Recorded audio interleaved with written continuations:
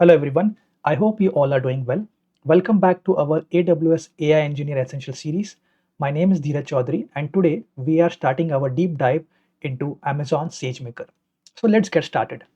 Let's understand what Amazon SageMaker is and why it's becoming the go-to platform for machine learning on AWS. SageMaker is a fully managed service that covers the entire machine learning lifecycle for you, from preparing data and building models to training them on powerful infrastructure and finally deploying them as production APIs for you. It's an end-to-end solution that handles all the complexity for you. The keyword here is managed. You don't need to provision servers, install dependencies, or configure clusters. SageMaker handles all the infrastructure management automatically. You just focus on your machine learning code and data. SageMaker supports all the popular machine learning frameworks you are already aware of. Whether you prefer TensorFlow, PyTorch, or Scikit-learn, you can use them directly in SageMaker without any modifications to your existing code. You are not logged into AWS specific tools. What's impressive is the range of users, from students learning machine learning for the first time to startups building their first AI products, all the way to the Fortune 500 companies running thousands of models in production. SageMaker scales to meet whatever needs you have. It is also helpful to remove the infrastructure headaches and leave you with no server management. Now let's walk through how SageMaker supports the complete machine learning workflow. The first phase is explore and prepare, where you can use Jupyter notebooks to analyze your data, visualize patterns, and perform feature engineering. SageMaker provides notebook environment where you can write Python code, create visualizations, and experiment with different data transformations interactively. Next comes the build and train, where you actually run your models. SageMaker lets you run training jobs on managed compute infrastructure with CPUs or GPUs based on your requirement. You specify what instance type you need, provide your training script and the data location in S3, and SageMaker handles provisioning the machines, running your code, and saving the trained model back to S3 bucket. After training, the deploy and monitor phase lets you host your trained model as a REST API endpoint. Application can send data to this endpoint and get predictions back in real time. SageMaker also provides monitoring tools to track prediction accuracy, data drift, and model performance over time. Finally, machine learning is iterative. Based on real world performance and feedback, you will continuously improve your models, maybe retraining with new data, trying different algorithms, or tuning hyperparameters. SageMaker makes this iteration cycle smooth and efficient. SageMaker is actually a collection of integrated services. Let me explain the key components that you are going to use on daily basis. SageMaker Studio is the web-based integrated development environment for all your machine learning work. Think of it as your machine learning workspace where you can access notebooks, manage experiments, visualize data, and monitor deployments all in one place. It's like a Visual Studio Code, but specifically designed for machine learning workflows. SageMaker notebooks are managed Jupyter notebooks, that is instances, which comes pre-configured with machine learning libraries and framework. You can start coding immediately without spending hours on the setup. These notebooks connect directly to your S3 data and can launch training jobs with few lines of code. SageMaker Training is the service that runs your actual model training. You provide a training script and the SageMaker spins up the compute instances you specify, runs your code across multiple machines if required for distributed training, and automatically shuts down when training completes. You only pay for the training time. SageMaker endpoint let you deploy your trained models as REST APIs that can handle real-time predictions. The endpoints auto-scale based on traffic. So suddenly, if you get 1000 requests per second instead of 10, SageMaker automatically adds more instances to handle the load. SageMaker Autopilot is the AutoML feature that can automatically try different algorithms, hyperparameters, and pre-processing steps to find the best model for your dataset. This is great when you are not sure which algorithm to use or want to establish a baseline quickly. Now, let's go ahead and explore the Amazon SageMaker AI console, where we will first go and search with the keyword SageMaker. It will show us different options. We will choose between one of them, and then I will open the studio for you and give you a walkthrough about whatever we have discussed as the components overview. Now I will jump to our console. So over here you can search with SageMaker, and you will have to select SageMaker AI. This is the latest one. Once you select that, you will land on this page. Over here, you will have to click on Setup for Single User. That's it. It is going to create a new domain for you. Once new domain is created, you will land up on this page. Now, here is what I am going to show you as part of the component. So SageMaker Studio, which is Interior Development Environment, IDE for ML, this is your SageMaker Studio. And over here, integrated means it is going to have all the components together for you that you can use at one place. Second, SageMaker notebooks. So over here, you have Jupyter Notebook, RStudio. So you can create your notebook based on your preference.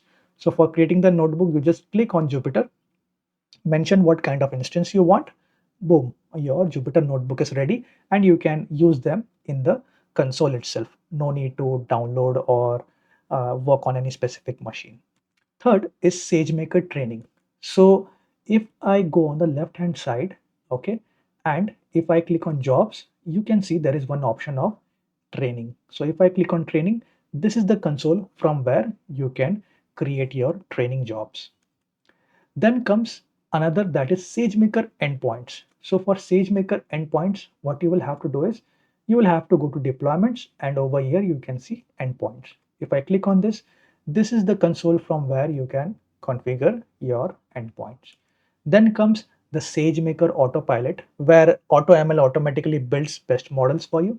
So for that, you can go to more, and over here, if I scroll down, if you click on projects, it says automate model building and deployment. So this is the console from where you are going to perform that specific steps. And that is the overview of SageMaker Studio.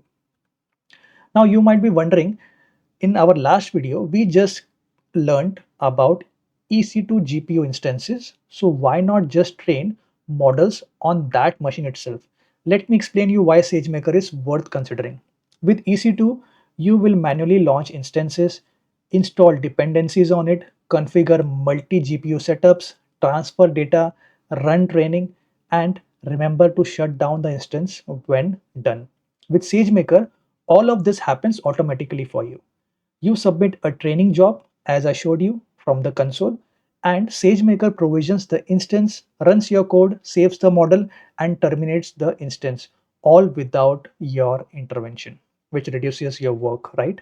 So SageMaker has built-in best practices that would take months to implement by yourself on your standalone EC2 or GPU EC2 that you are creating. Things like distributed training across multiple GPUs or machines, automatic model checkpoint, real-time model monitoring, and A/B testing capabilities are all included and battle tested by thousands of companies in SageMaker Studio. The pay only for what you use model is really powerful. When you launch an EC2 instance, it will run until you remember to shut it down. With SageMaker training jobs, instance automatically terminate when the training completes. So you pay for exactly the compute time needed. If training time takes 2 hours, you will pay for 2 hours, not for 24 hours because you forgot to check on your EC2 instance. So SageMaker provides pre-built algorithms, Docker containers for common machine learning tasks. For many use cases, you don't even need to write training code. You just point to your data and SageMaker handles the rest for you. This accelerates your time to production from weeks to days. Now let me break down pricing so you know what to expect on your AWS bill. Just a disclaimer, this price keeps on changing, so you should always make sure that you check the official website of AWS to get the exact price. Right now, we will just have an overview to understand how the pricing works. So for notebook instances, it would cost between 0.05 to 0.03 per hour, depending on the instance size that we selected while we spinned up our Jupyter or any other kind of notebook. Then training cost for training jobs vary significantly based on whether we are using CPU based instance or GPU based instances and how many GPUs we need. Suppose it's not only GPU based or CPU based. If I say CPU, how many CPUs you are using? One CPU, two CPU, 10 CPUs. Same for GPUs. Based on that, you are going to be charged accordingly. So for CPU based, it is going to be 0.50, and for GPU based, it would be around 3.80 per hour. So that would be the difference between CPU and GPUs. Just a rough estimate. Hosting endpoints that we just saw. Once we create the model, then there should be some point, right, where we will send our data, the model will predict and give back the response to us. So for that, we host that onto an endpoint for inferencing. So hosting endpoints for real-time prediction cost based on the instance type based on running your model. So for inferencing, it is again the same like training. It is based on the instance which is running under the hood. If it is CPU based, GPU based, it is if it is a small instance or if it is a large instance. Based on that, you will be priced accordingly. And AWS offers a generous amount of free tier for SageMaker, where you will get 250 hours, again subject to change based on Amazon's new policies. So check the official website for that. And uh, one more thing to remember, this free tier comes for the newly created account and it is only available for the first 2 months. That is the free tier usage. Now, how to check the official pricing? I will take you back to Google, search for Amazon SageMaker pricing. You will land up on this specific page. Now, if you want to see it like this, one by one. So right now I am in Unified Studio. But if you want, you can also check based on your choice over here. Second thing, for AWS free tier, you can select on this. It is going to show you the free tier quota and the terms and condition for it. So if I try to open this in new tab, so it is over here showing. So as I said you that 200 credits free plan. So whatever is there, you can just refer from here. So if I search for SageMaker, see Amazon SageMaker AI, over here it is showing what would be the costing and all. So you can check it from here. Now going back to our SageMaker pricing, I just told you that let's take an example of Jupyter Notebook that we just discussed. So for Jupyter Notebook, what all will come into consideration? First, the location type, right? That is the region. It varies from region to region also. So if you want to know, for example, suppose if you want to see if what is the price in Canada, you will have to first select the region, then the instance that you are using. Suppose if you are using memory optimized instances, you will select on that. Based on that, the instance will change. Same for accelerated computed instances, the instance will change. And this is standard instance that I am keeping right now.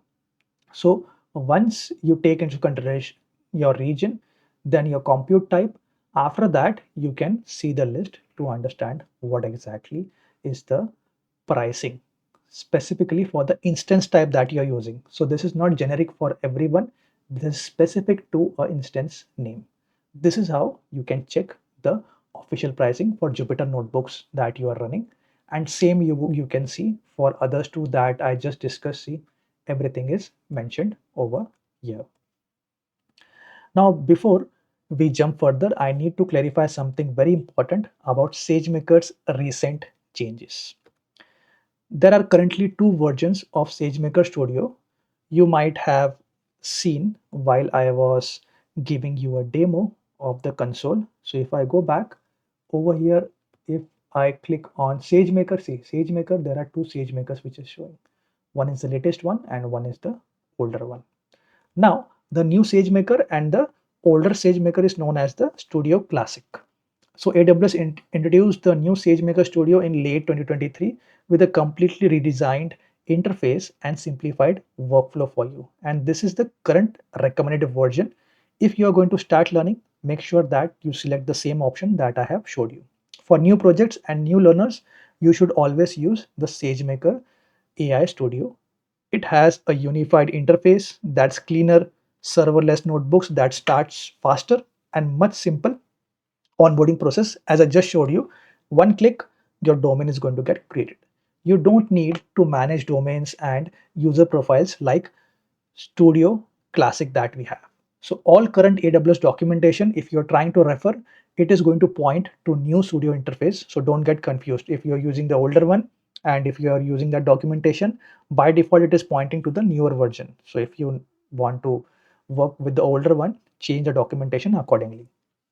Now, when you follow along with these kinds of tutorials, you will always see that most of the time it is going to talk about SageMaker Studio, not the classic version.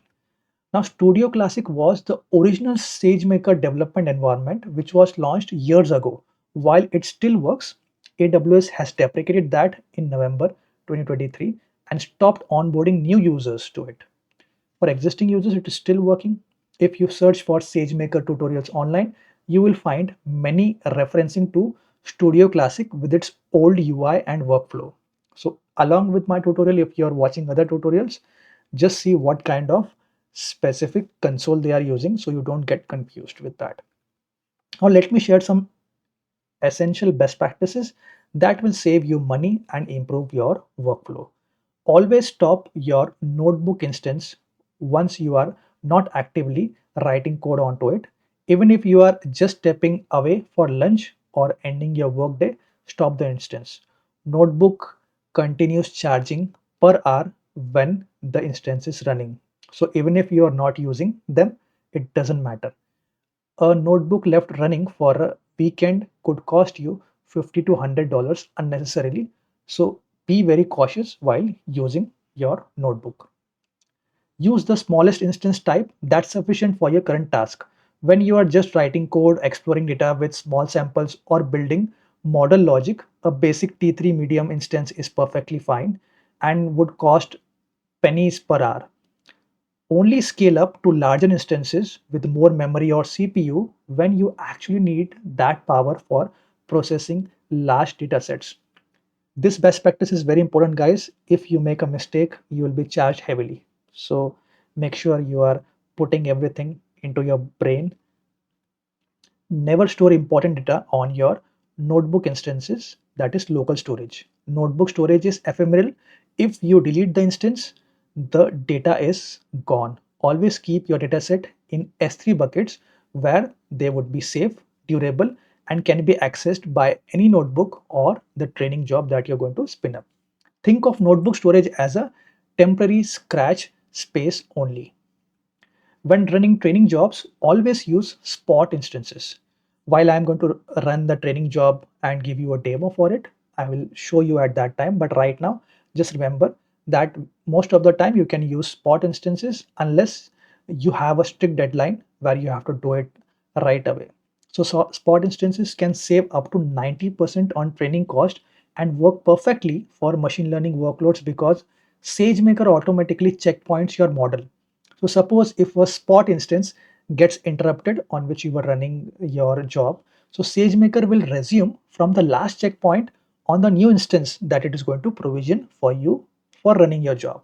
So for most training jobs, interruptions are rare and the cost savings are really massive. And that wraps our today's tutorial. If you enjoyed this video and want to keep learning step by step, make sure to like the video, subscribe to my channel, and hit the bell icon so you don't miss the upcoming tutorials. Thanks for watching, and I will see you in the next video.